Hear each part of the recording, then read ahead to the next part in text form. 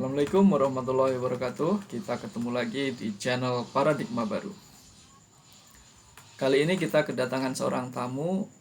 Kita langsung sambut saja sambil kita berkenalan dengan beliau. Assalamualaikum warahmatullahi wabarakatuh. Waalaikumsalam warahmatullahi wabarakatuh, Mas Sigit. Jadi gini, kita itu pengen tahu ya, sebenarnya apa ini alasan utama Mas Junadi meninggalkan Islam Jamaah?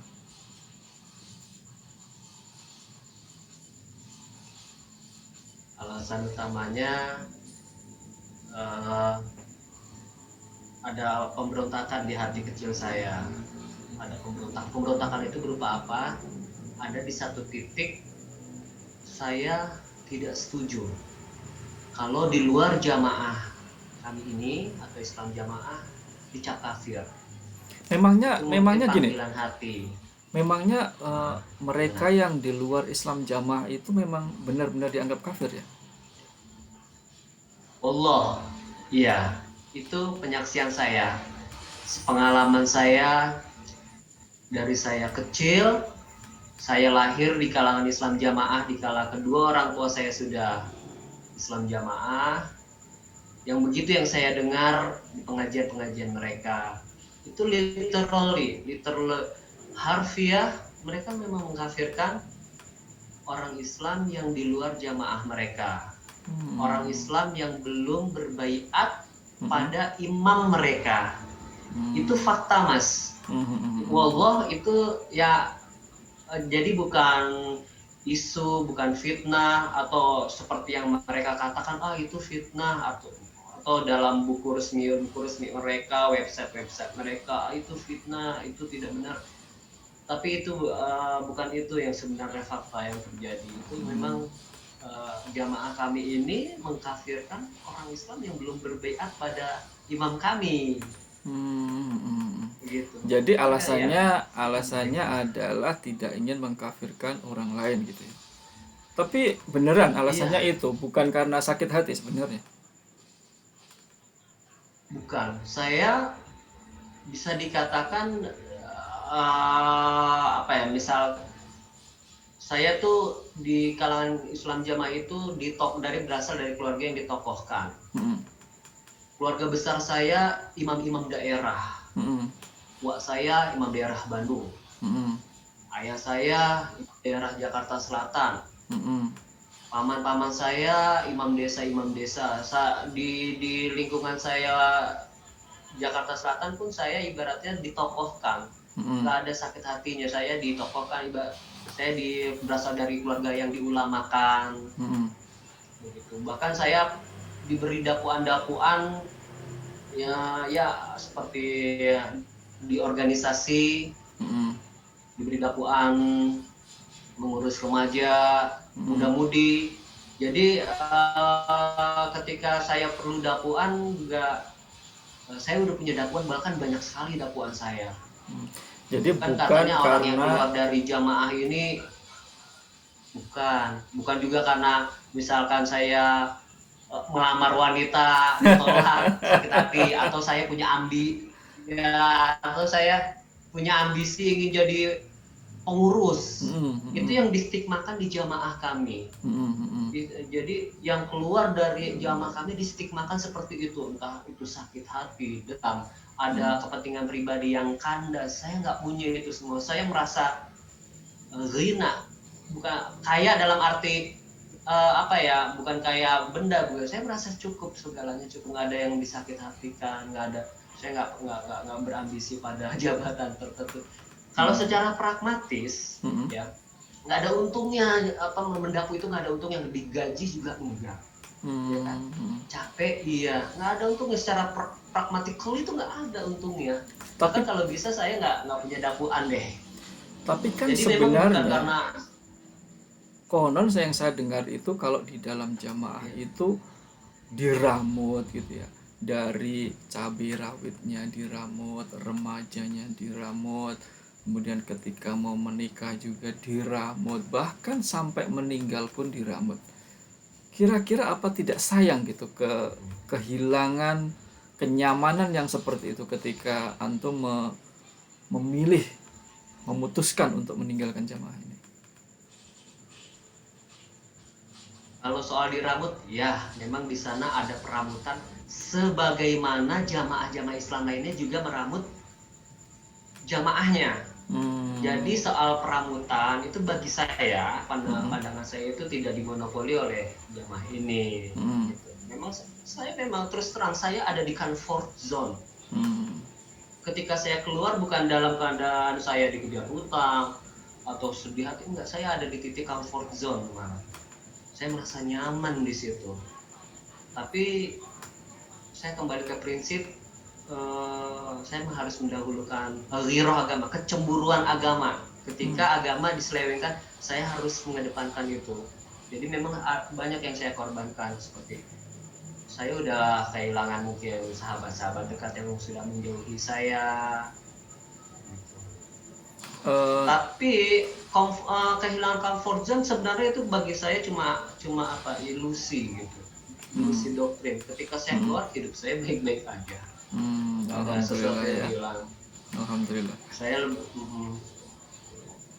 Tapi sebenarnya ada nggak sih dikit aja gitu penyesalan gitu, penyesalan bahwa kenapa ya saya ketika memutuskan untuk keluar kemudian tiba-tiba saya dijauhi mungkin oleh keluarga, mungkin oleh orang-orang terdekat, orang-orang yang dulu sangat erat hubungannya dengan Mas Junadi itu. Kira-kira ada nggak sebenarnya penyesalan gitu sampai memilih keputusan atau mengambil keputusan yang seperti itu?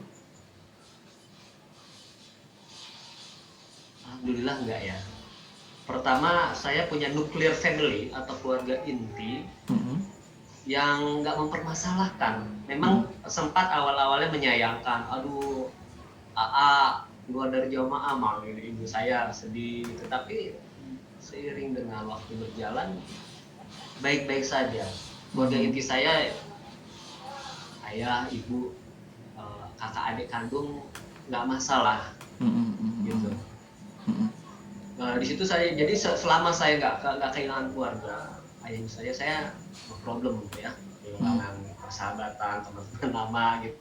Saya punya istri, anak-anak gitu, nggak menyesal. Dan ternyata pun dunia nggak sekecil daun kelor gitu. Alhamdulillah nggak ada penyesalan, bahkan saya mendapatkan banyak pengalaman baru. Pengalaman baru itu ternyata dunia nggak sesempit tempurung yang sejauh ini yang saya tinggali. Ketika tempurung itu terbuka, saya keluar dari tempurung, saya lebih merasa dunia lebih luas. Saya lebih merasa bersaudara dengan orang Islam lain yang selama itu sensasi itu nggak saya miliki. Ketika saya meninggalkan jamaah ini, takfiri ini, saya merasa dunia lebih luas. Saya bisa leluasa sholat berjamaah di mana aja, di masjid kaum muslimin. Saya bisa baca literatur agama yang notabene itu di jamaah ini tuh dilarang keras untuk baca buku di luar jamaah mereka. Memangnya sekarang, di dalam ilmu pengetahuan terbuka. Memangnya di dalam jamaah itu benar-benar dilarang gitu ya, kita membaca buku, kita membaca atau berguru atau mengaji di luar kelompok mereka, itu benar-benar dilarang ya?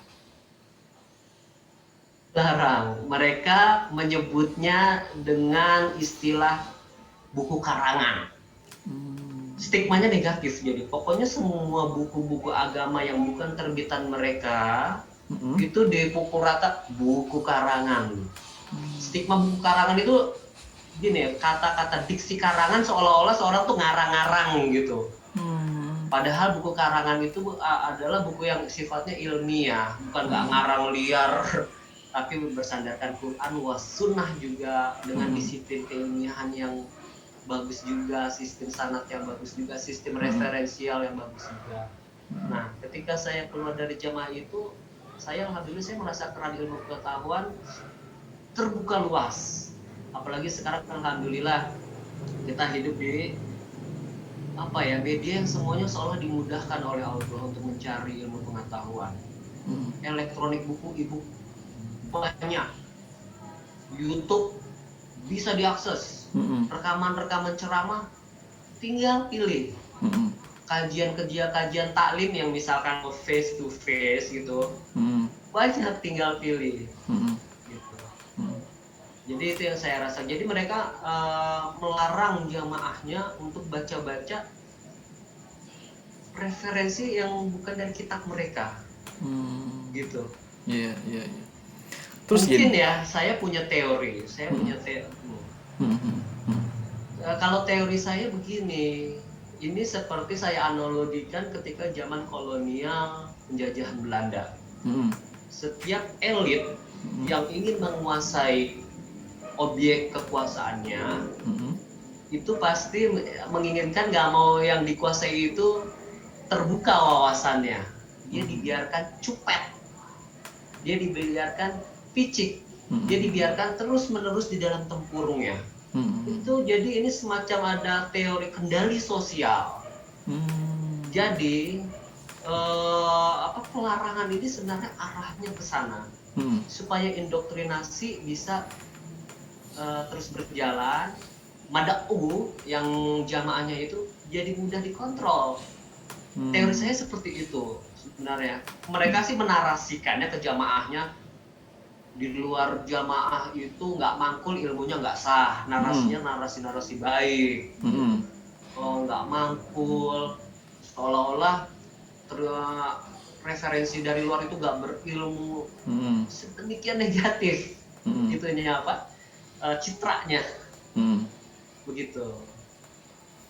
Terus kalau memang seperti itu ya, ini kan agak kontradiksi dengan jargon-jargon yang mereka kembangkan gitu, karena selama ini pengetahuan saya mereka itu tujuannya murni masuk surga gitu, murni masuk neraka gitu, mengerjakan agama dengan murni kira-kira, bersih dari bid'ah, syirik, khurafat, tahayul gitu.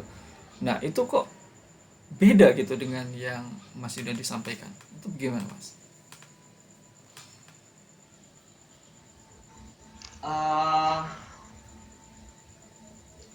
Maksudnya bedanya dia gimana Mas? Coba di spesifik lagi deh. Nah, maksudnya gini, ketika yang mereka gembar-gemborkan itu kan adalah mengerjakan Islam dengan benar, beragama dengan benar, dengan murni gitu. Tujuannya semata-mata gitu, betul. Tujuannya semata-mata masuk surga. Tapi kok tiba-tiba kita dilarang untuk mencari ilmu, dilarang, jamaahnya dilarang untuk berguru, membaca-baca. Ini kan agak kontradiksi gitu. Jadi apakah menurut mereka itu masuk surga itu akan gagal gitu kalau mereka itu membaca buku karangan luar yang di luar yang mereka kajikan gitu? Iya, jadi kalau tadi Mas Sigit bilang akan gagal, bisa saya katakan demikian. Mereka punya analogi begini.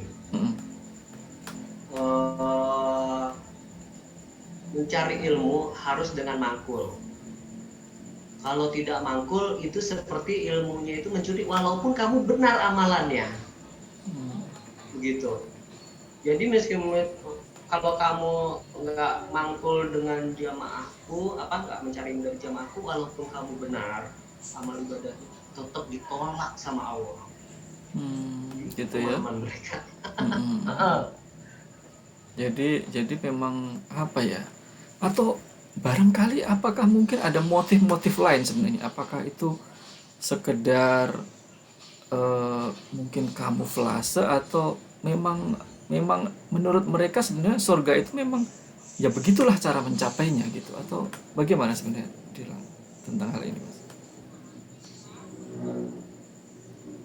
Ya kalau memang begini, kalau soal kamuflase di jamaah saya ini punya dua standar antara komunikasi ke dalam dengan komunikasi keluar. Jadi apa yang dikomunikasikan keluar ke jamaah kami itu tidak fakta di dalam jamaah itu. Kami menyebutnya ini dengan fatona bitona luhur Mm. gitu. Jadi Motifnya mungkin ya, menurut saya itu motifnya menurut saya ini sih penguasaan massa ya, dengan nanti yang ujung-ujungnya ketaatan mutlak ketika seseorang sudah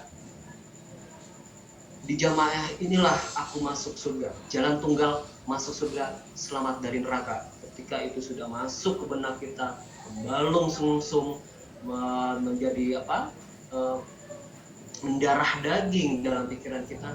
Apa kalau ketika seseorang sudah di situasi psikologis seperti itu, akan mudah dikontrol, akan mudah menurut apa yang pimpinan katakan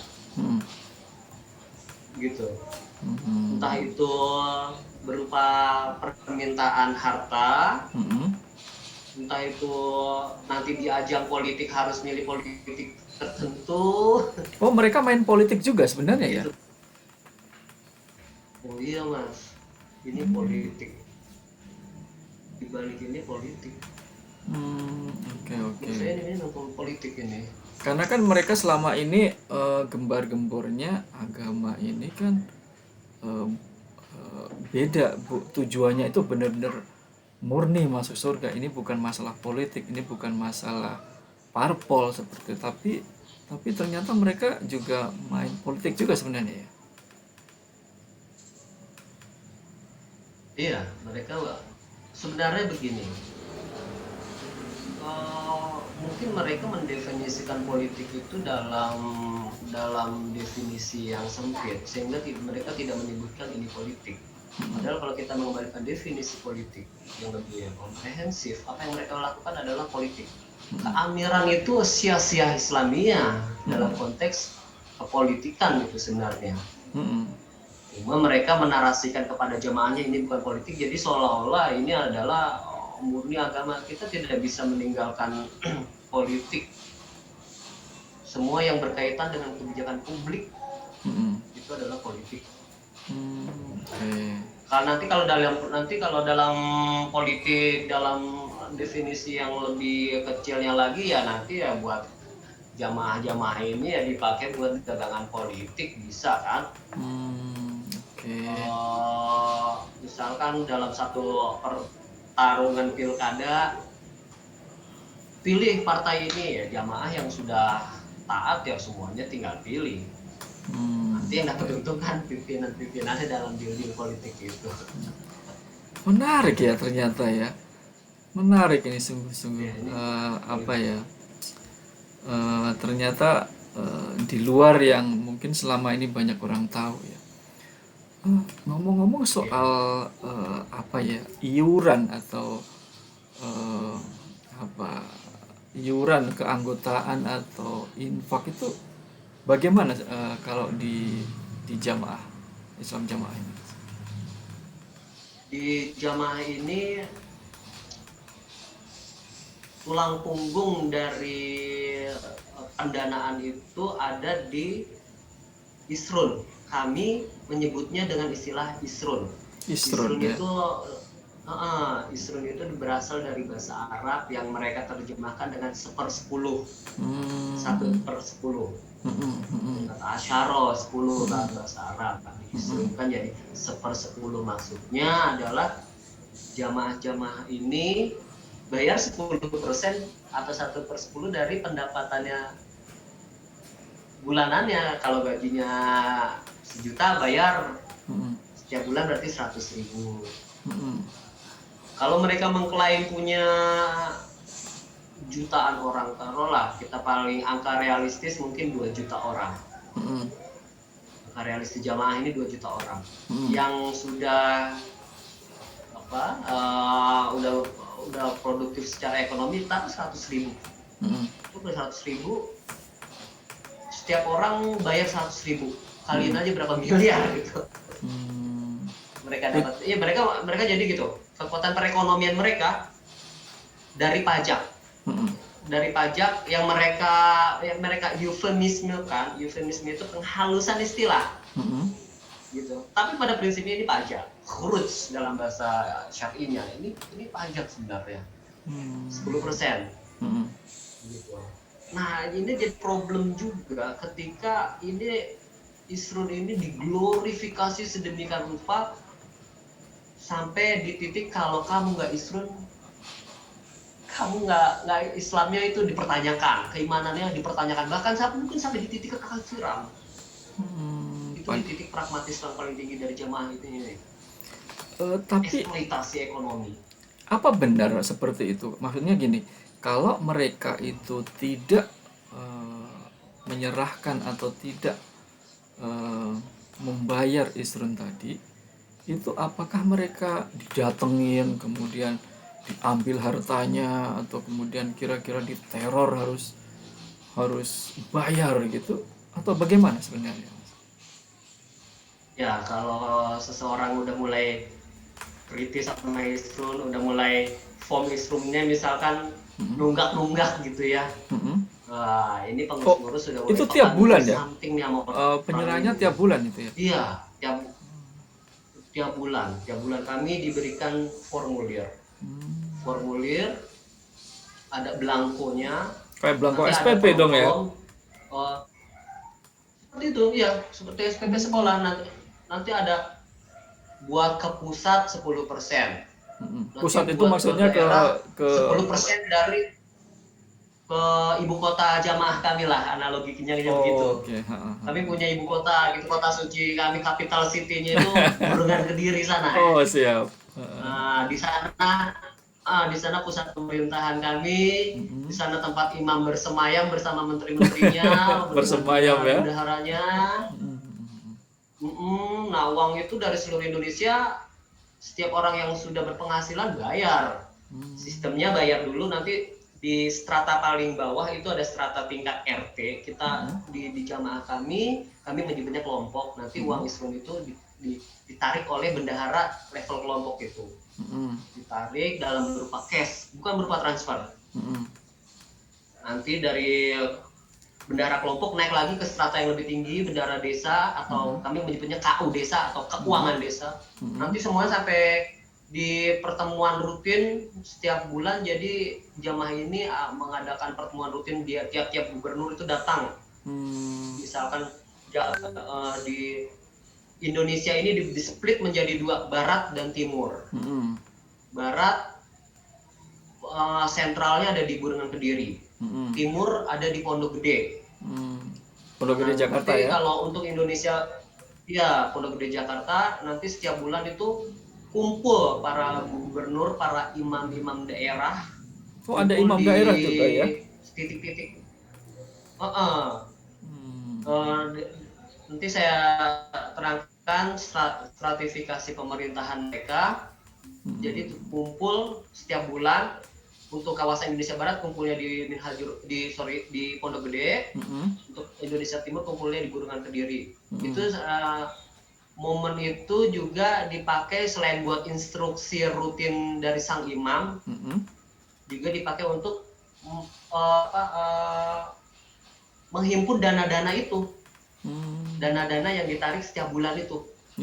Dikumpul semuanya dalam bentuk cash, tidak dalam bentuk transfer. Jadi kekuatannya memang di dana yang sifatnya bottom up, dari bawah ke atas. Itu kalau diserahkan secara cash ya, misalnya kan cash itu kan banyak juga. Kalau misalnya 1 miliar itu kan mungkin ada sebegini ya. Nah itu kalau bermiliar-miliar diserahkan secara cash, itu apa tidak akan menimbulkan masalah itu dalam menyimpannya? Mungkin masalah bagaimanapun juga uang itu kan banyak ya Mas ya, dalam bentuk cash, dibawa karungan, nanti dibawa dari Indonesia Barat, dibawa lagi ke pusat kami, di capital city kami di Burungan, nanti ditaruh. Yang saya dengar ya, saya terus terang, saya belum pernah ngelihat bunkernya. Ini dari cerita kawan-kawan saya. Uang itu ditaruh di bunker, dikumpulin di sebuah ruangan, ya ditaruh di situ, diparkir sampai uang-uang itu mungkin berjamur, berlumut karena lembab begitu. Jadi kalau itu bermasalah, iya bermasalah, materi uangnya juga jadi rusak. Kedua, sistem cash ini memungkinkan, kalau menurut saya memungkinkan untuk tidak dilacak oleh otoritas keuangan negara ini. Oh, memang disengaja seperti itu berarti ya? Iya, itu strateginya seperti itu. Jadi kalau misalkan sistem transfer ini bisa terlacak oleh otoritas keuangan kita, oleh Kemenku, mungkin Kementerian Keuangan, ojek apa, ya seperti itulah. Otoritas jasa keuangan, mereka akan curiga kenapa setiap bulan uang mengalir ke satu titik tertentu. Gitu. Nah, untuk menghilangkan jejak ini mereka menggunakan cash, harus cash. Terutama untuk yang isrun ya, yang dana masif itu. Oke. Nah, mereka sih nah sejauh ini masalahnya juga uang ini selalu tertutup, tidak teraudit. Oh, tidak ada audit internal gitu per tiap tahun gitu, diaudit untuk memenuhi apa ya, tingkat kepercayaan jamaahnya biar ada gitu, tidak ada laporan sama sekali gitu? Nggak ada. Itu benar-benar tertutup. Jadi ketertutupan ini membuat potensi penyelewengan dana umat atas nama agama, gitu. Jadi tidak pernah diaudit, dan kami bahkan didoktrin bahwa uang-uang yang terkumpul ini itu adalah milik imam, gitu. Jadi Dan jamaahnya tidak bisa bertanya-tanya tentang penggunaannya begitu ya? Iya, karena juga posisi imam juga sangat sakral di mata dan batin kami, orang yang suci, orang yang mensahkan keislaman kami, seolah-olah adalah kekurangan ajaran berani-beraninya tidak percaya sama Bapak Imam. Itu ya menurut saya itu yang psikologis dalam jamaah kami. Itu karena posisi imam yang sedemikian sakral, jadi kami merasa tabu untuk suuzon, seperti ya udah kita akhirnya husnuzon aja lah, ini jamaah banyak kebutuhannya, banyak keperluannya.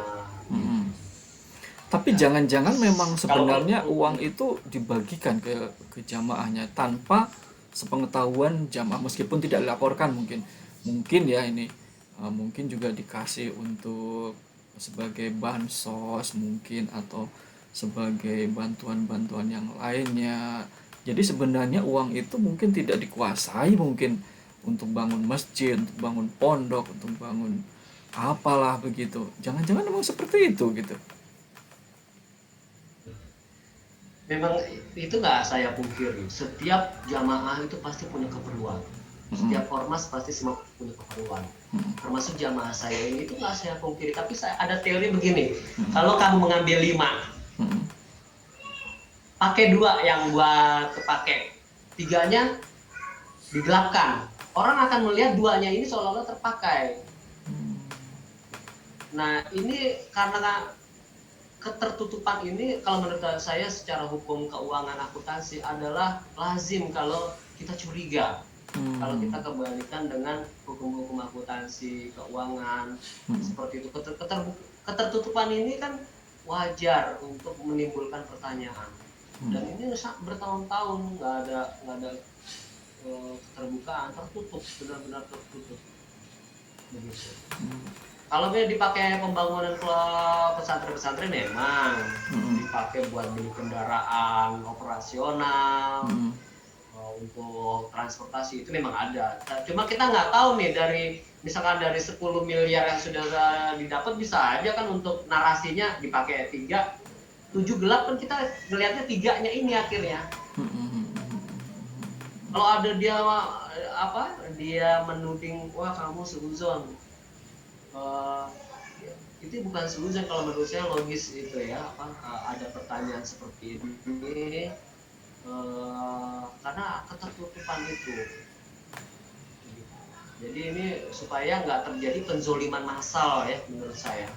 Bagaimanapun juga ini kan dana umat yang harus dikelola dengan baik. Kalau saya nggak masalah ya kalau mereka memang ridho ngasih ke amirnya, selama memang ada keterbukaan kalau menurut saya. Jadi jamaahnya nggak dizolimi, nggak ada penzoliman massal dari dana-dana masyarakat. Jadi ketertutupan ini bisa jadi sebenarnya ujung-ujungnya ya udah jamaah ini eksploitasi ekonomi itu yang tertingginya itu menurut saya. Dimana Jadi jamaah didoktrin, jamaah kami satu-satunya jalan tunggal masuk surga. Pokoknya konsep diri jamaah ini dilambungkan setinggi-tingginya. Kami ini dijamin masuk surga, di luar neraka. Kami ini gurunya jagat. Gurunya Jadi jagat itu maksudnya gimana dong? Kalau bahasa sebenarnya semboyan dadio gurunya jagat. Jadilah gurunya alam semesta. Oh, jadi jamaah Gitu. jamaah Islam jamaah ini ingin menjadi atau mengklaim sebagai gurunya seluruh dunia begitu ya? Ya, seperti itu. Kalau secara bahasa seperti itu. Itu kan membuat siapapun yang dipuji seperti itu pasti ada self konsepnya melambung tinggi gitu kan. Dipuji seperti itu yang mengakibatkan dia betah dalam jamaah ini. Karena self konsepnya psikologisnya dilambungkan seperti itu, bahwa kamu ini ahli surga, kamu ini gurunya jagat. Seperti itu. Ini elit mereka ngerti psychological engineering ya. Gitu. Terus sebenarnya dengan klaim yang sangat luar biasa seperti itu, sebenarnya pernah nggak sih ada semacam dialog, ada semacam apa ya? Ya, mereka itu menyampaikan ajaran mereka dengan terbuka gitu ke seluruh masyarakat. Kan kalau mereka terbuka menyampaikan ajarannya, itu berarti kan jamaah ini akan menjadi semakin besar gitu, dan otomatis itu juga akan bagus dampaknya bagi mereka. Itu pernah nggak ada semacam dakwah terbuka, kemudian dialog terbuka gitu, pernah ada nggak, Mas? Nggak pernah ada. Semua ajaran internal hanya buat intern. Ketika jamaah ini harus berkomunikasi dengan pihak luar, misalkan MUI, DEPAK, atau government, mereka akan mengkomunikasikan yang baik-baik aja. Enggak, kami nggak mengafirkan, enggak, kami nggak punya imam yang dibaiat, enggak. Jadi mereka sangat merahasiakan ajaran ini jadi khusus untuk intern. Saya punya hipotesa lagi, bahwasanya ketertutupan ini juga sebenarnya bermanfaat untuk melindungi dari kritik sosial, dari pengawasan sosial. Coba deh kalau kita berani di luar, misalkan lah mereka punya doktrin la Islam illa bil jamaah wala jamaah illa bil to'ah, yang seperti itu dikomunikasikan keluar secara gamblang. Tidak jamaah kafir, tidak jamaah tidak se-Islam. Apa yang terjadi? Feedback dari masyarakat perlawanan. Mereka tahu ajaran mereka kontroversi. Terutama saya nggak menyalahkan ini ya jamaahnya, bagi saya mereka awam. Ini ada intelektual di tingkat elit yang memainkan seperti ini. Jadi sengaja ditutup untuk menghindari kontroversi di tengah masyarakat. Kalau kontroversi ini kayak kotak Pandora, once kotak Pandora ini kebuka, keluar semuanya. Semua kontroversi mereka akan diawasi oleh masyarakat. Mereka bisa survive. Jadi untuk survivalitas mereka, supaya mereka tetap eksis, adalah kerahasiaan. Tapi Jadi, kalau mereka merahasiakan, kerahasiaan, ya silakan dilanjut. Menurut saya jadi antitesa dari kerahasiaan adalah pengungkapan. Jadi untuk mendakwah pada mereka harus diungkap, karena toko guru survivalitas mereka adalah kerahasiaan. kerahasiaan itu harus dilawan dengan lawannya, yaitu Terbukaan, keterungkapan. keterungkapan. Jadi harus diungkap. Nah, keterbukaan, dan ini hanya bisa dilakukan oleh mantan-mantan jamaahnya, keterungkapan ini. Ya mungkin karena Dan ada, pengungkapan itu bagus untuk kontrol sosial. karena kan ada sebagian pihak mungkin yang menilai ya bahwa bagaimanapun itu kan suatu aib gitu, misalnya ya aib dalam tanda kutip, aibnya umat Islam gitu, kenapa kok begitu diumbar-umbar, dibuka-buka, itu kan justru akan menyebarkan aib gitu, dan itu mungkin ghibah gitu. Kalau misalnya ada yang bilang seperti itu, bagaimana Mas? Yang sebenarnya dalam Islam sendiri nggak ada yang diaibkan ya menurut saya. Semuanya sudah terbuka, dan Rasulullah bahkan menganalogikan itu lebih jelas daripada siang hari, terangnya siang hari. Agama Islam itu seperti itu, nggak ada sistem takiyah, tonah seperti itu. Jadi menurut saya Bitonah itu apa nggak Mas? ada yang harus Maksudnya ditutup. bitonah itu bagaimana Mas?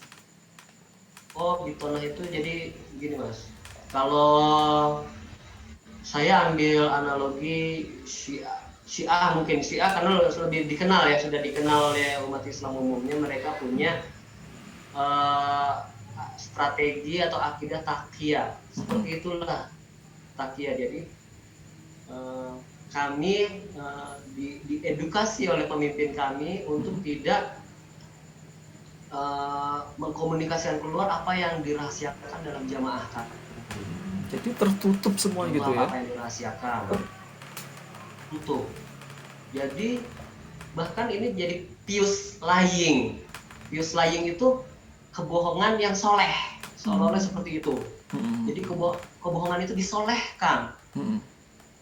Kebohongan itu jadi ibadah. Jadi kebohongan jadi culture, karakter jamaah kami, di mana kami melakukan kebodohan itu dalam rangka ibadah. Jadi sudah di titik ironi seperti itu. Karena memang menjaga kerahasiaan jamaah kami itu doktrin utama. Jadi mungkin semacam ya, mungkin kalau saya sih jatuhnya itu jadi semacam kayak sekte gitu ya, terbuka tertutup dari lingkungan sekitarnya, mengasingkan diri di kotak mereka sendiri, di tempurung mereka sendiri, begitu Mas ya? Saya nggak keberatan dengan sebutan itu ya, definisi sekte. Ini memang sudah bisa dikatakan sudah masuk definisi sekte. Mungkin fisik-fisik mereka bisa berbaur gitu dengan masyarakat, fisik-fisik mereka. Yang eksklusif itu adalah pemikiran dan akidahnya. Kalau mereka bisa, misalkan mereka dituding kamu eksklusif, simple metodenya, kita gotong royong sama masyarakat. Kami nggak eksklusif, kami terus ngadain donor darah, misalkan bukti kami vaksin COVID. Sebenarnya bukan itu yang disasar, bukan fisiknya, tapi batinnya. Ada keterpisahan dengan umat Islam lainnya, keterpisahan dengan garis iman dan kafir, sudah di titik itu. Jadi bukan keterpisahan mazhab. Mungkin kalau mazhab, keterpisahan mazhab itu masih sehat kalau bagi saya ya. Kamu pakai perspektif Syafi'i, ya sok. Pakai perspektif Malik, ya boleh, itu sesuatu yang lazim, perbedaan-perbedaan di titik furu. Tapi kalau ini bagi saya udah bukan furu, tapi udah di akidah. Saya Islam, kamu kafir, sudah di titik itu. Di situ yang kita udah nggak bisa mentolerir lagi ini sebuah perbedaan khilafiyah lagi. Tapi udah akidah yang mungkin sebagian mantan jadi merasa bertanggung jawab secara sosial untuk mengcounter ini. Baik. Menarik sekali rupanya ya ini jamaah yang satu ini. Dan konon kananya pemerintah ini reaksinya dengan jamaah ini bagaimana sih? Artinya mereka benar-benar tahu tidak dengan keberadaan mereka yang mungkin menimbulkan konflik-konflik sosial di masyarakat yang bisa membahayakan stabilitas negara. Itu sebenarnya pemerintah sendiri bagaimana terkait hal ini?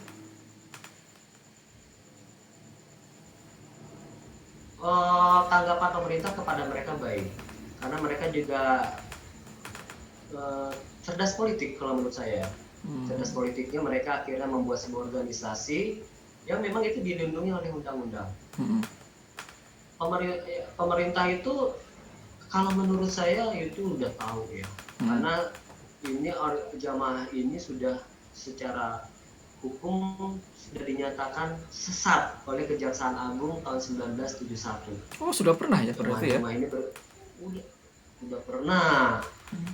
Kejaksaan Agung sudah mengeluarkan surat keputusannya bahwa jamaah ini sesat dan tidak boleh berkembang di seluruh wilayah Indonesia apapun namanya. Ada statement itu di keputusan Kejaksaan Agung 1971. Tapi realitanya mereka masih eksis sampai sekarang. Masih eksis. Pemerintah menurut saya selama nggak menimbulkan konflik dalam masyarakat, pemerintah mungkin membiarkan saja. Selama mereka tidak mengeluarkan statement yang berbau subversif, berbau anti Pancasila, begitu ya, mereka biarkan aja. Ada pembiaran seperti itu. Yang penting nggak rese, secara sosial tuh nggak rese. Jadi mereka ya nggak apa-apa. Pemerintah jangankan sekte yang bermasalah secara Islam, orang Kristen pun nggak apa-apa. Yang udah benar-benar di luar Islam pun nggak apa-apa. Jadi ini sebenarnya kalau masalah negara, tapi ini permasalahan dalam umat Islam. Kalau kita melihat ini negara, memang dia punya hak selama nggak rese secara sosial, secara politik. Jadi pemerintah sih sejauh ini membiarkan jamaah ini. Tapi saya melihat walaupun jamaah ini bersifat kooperatif terhadap pemerintah, ya jamaah ini sadar diri kami masih kecil. Kalau kami kontroversi dikit gampang dijitaknya. Tapi doktrin takfiri ini menurut saya seperti api dalam sekam. Mereka itu kan punya sifat agama misi, agama yang sifatnya ekspansif. Maksudnya apa? Mereka bermisi agar jumlah jamaahnya ini berkembang, begitu. Nanti ini kalau ajaran ini tetap dibiarkan, ini berpotensi kalau menurut saya, apalagi dengan doktrin takfirinya, mungkin nanti bisa ke arah yang justru membahayakan negara, seperti menghalalkan darah. Potensi itu ada kalau menurut saya, walaupun belum sampai ke sana benar ya, tapi potensi itu ada menurut saya. Jadi pemerintah menurut saya ya sudah bermain elegan menurut saya ya, tapi tetap harus mengawasi. Terus nggak di trust begitu aja, dipercaya nggak, tapi harus tetap diawasi, diasistensikan oleh dengan mantan-mantannya mungkin lewat instrumen MUI. Dan saya sih lebih setuju memang kita persuasi baik-baik, dakwah baik-baik, untuk kebaikan di NKRI juga. Insya Allah dakwah persuasif itu lebih efektif kalau menurut saya. Tapi di luar yang tadi ancaman yang bisa saja sewaktu-waktu mungkin muncul ya, apalagi nanti apabila diguyur oleh pihak-pihak yang mengetahui persis bahwa mereka punya ideologi takfiri yang dengan mudah akan direkrut untuk mengembangkan misi-misi mereka, meneruskan ide-ide mereka. Di luar itu, apakah dalam saat ini di luar itu ada konflik-konflik di antara masyarakat akibat dari doktrin takfir yang mereka miliki saat ini? Kalau konflik dengan masyarakat enggak ya. Mereka punya doktrin semboyan Fatona Bitona Budi Luhur. Jadi mereka tetap akidahnya memang kafiri, cuma mereka tetap mengembangkan image making dalam public relation. Itu ada Islam image making untuk membuat image yang baik, citra yang baik itu dengan berbuat baik terhadap. Memang ada beberapa konflik di beberapa daerah, tapi itu minor kalau menurut saya ya. Justru konflik yang sering terjadi adalah konflik dengan mantan jamaahnya sendiri. Gitu. Kalau dengan jamaah orang luar mereka nggak saya dengar ya. Memang terdengar ada beberapa persekusi, tapi itu minor menurut saya. Mereka memainkan teknik sosialisasi yang bagus, walaupun untuk Fatona Bitona Budi Luhur. Tapi konflik masyarakat yang terjadi justru dengan mantannya sendiri. Karena gimana ya, mantannya itu dicap murtad. Jadi perdebatan yang terjadi ini justru terjadi dengan mantannya sendiri, sampai mantan itu mengalami persekusi, ancaman pembunuhan, pengusiran,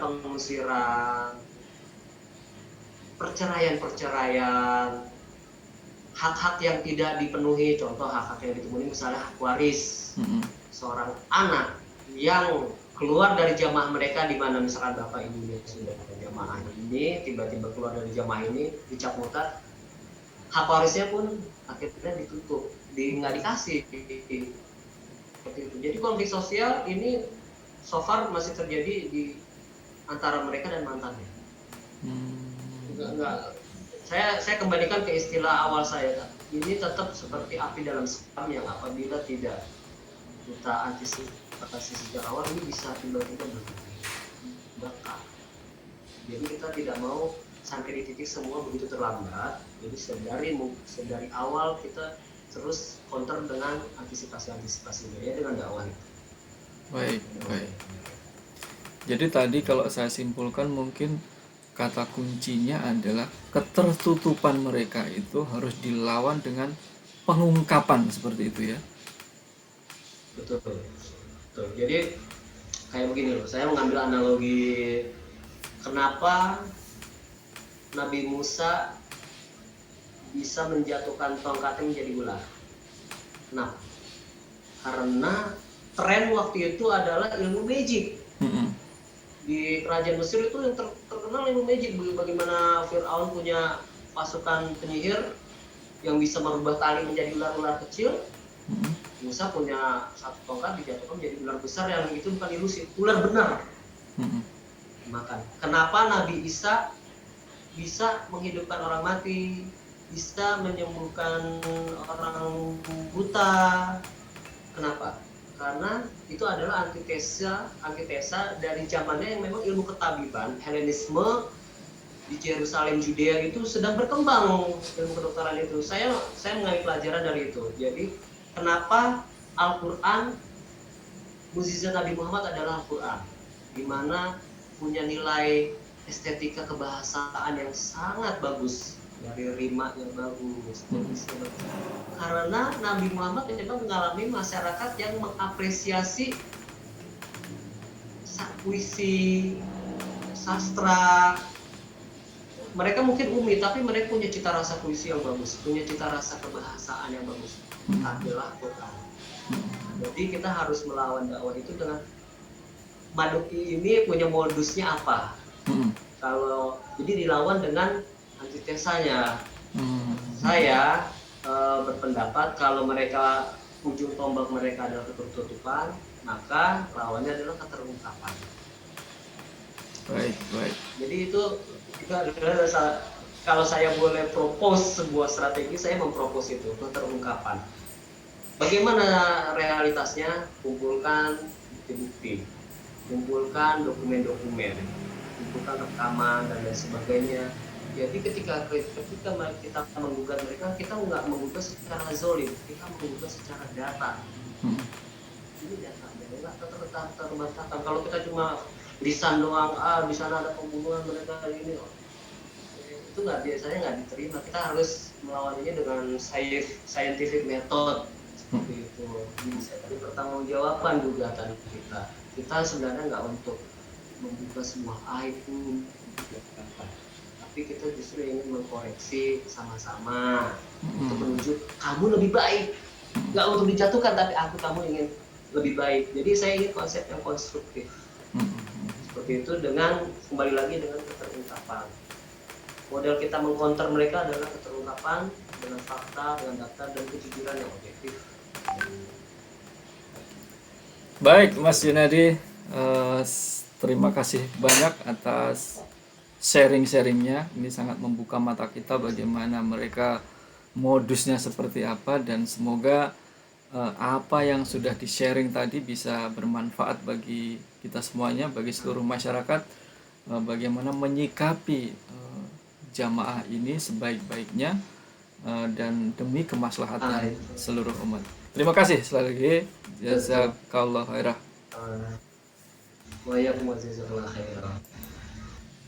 Demikian tadi bincang-bincang kita dengan Mas Junadi. Semoga membawa kebaikan buat kita semuanya. Dan jangan lupa like and subscribe, share juga channel Paradigma Baru. Assalamualaikum warahmatullahi wabarakatuh.